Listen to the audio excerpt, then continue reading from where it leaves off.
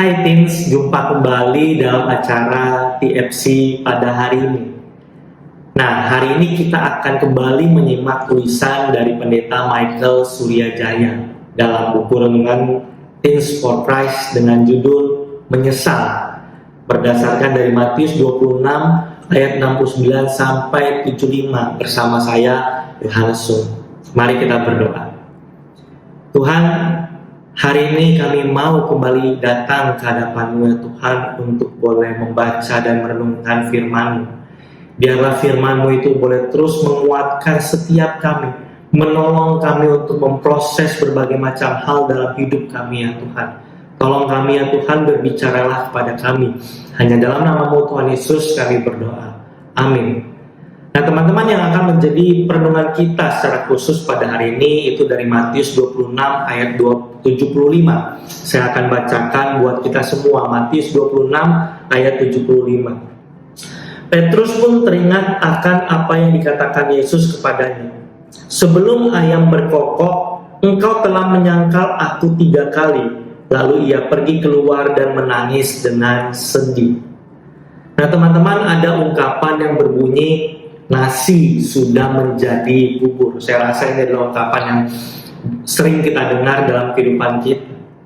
Nah, ungkapan ini menggambarkan sesuatu yang telah terjadi dan tidak dapat diulang kembali atau dikembalikan seperti semula.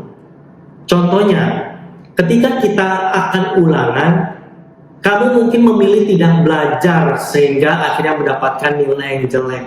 Kamu jadi menyesal, tetapi nilai jelek itu tidak bisa kamu ubah. Nasi sudah menjadi bubur. Dan hal ini mungkin sering terjadi dalam kehidupan kita dalam bentuk apapun. Perasaan menyesal biasanya baru disadari ketika kamu tidak dapat mengubah apa-apa lagi dan tidak dapat mengulang waktu.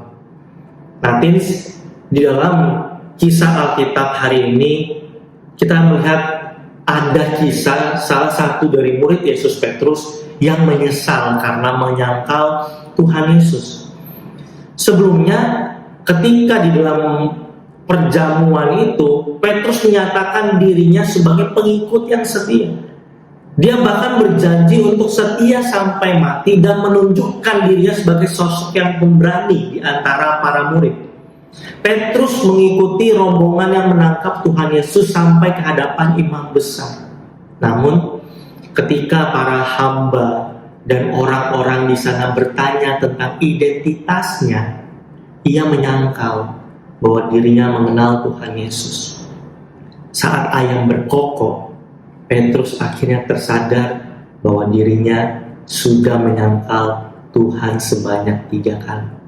Persis seperti yang Tuhan katakan kepada dirinya.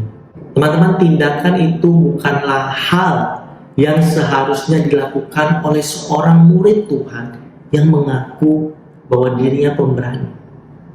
Bagi Petrus, nasi sudah menjadi bubur. Teens, menyesal itu terasa sangat berat. Petrus menyesali langkah yang ia ambil ketika dia menyangkal Tuhan Yesus.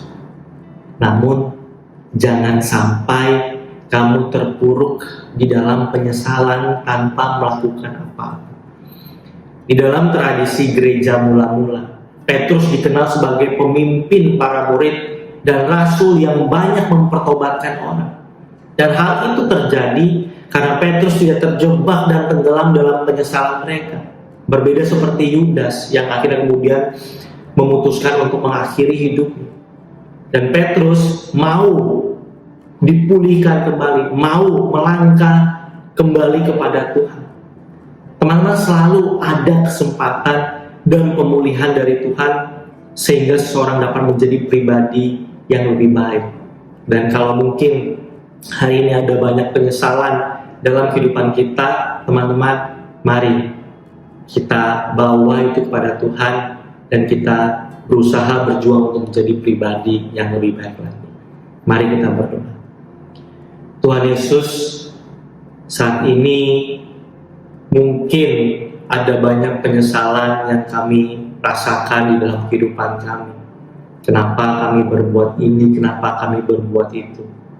Tuhan, melalui firman Tuhan hari ini, kami disadarkan kalau kami tidak boleh hidup atau terjebak dalam penyesalan kami, tapi kami perlu terus melangkah, menjalani kehidupan yang sudah Kau berikan kepada kami. Dan jikalau masih ada penyesalan-penyesalan yang kami rasakan, biarlah kami boleh bawa itu ke dalam Engkau ya Tuhan, dan Kau yang boleh pulihkan hidup kami supaya kami boleh melangkah dengan kehidupan yang lebih baik, tidak terjebak lagi dalam penyesalan kami, tapi kami melangkah bersama dengan Engkau ya Tuhan. Itu yang menjadi kerinduan hati kami. Terima kasih ya Tuhan Yesus, hanya dalam nama-Mu kami berdoa. Amin. Nah teman-teman, demikian renungan kita hari ini.